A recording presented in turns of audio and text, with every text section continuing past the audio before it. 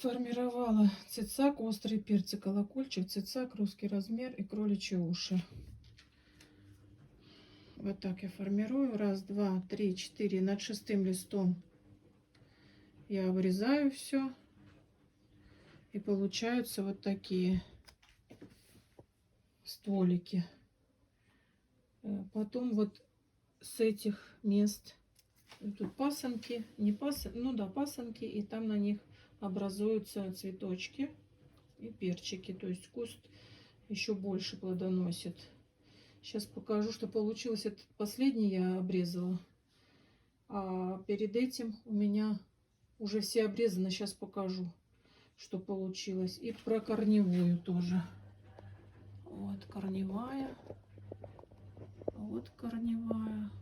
Вот корневая у перцев. Вот такая вот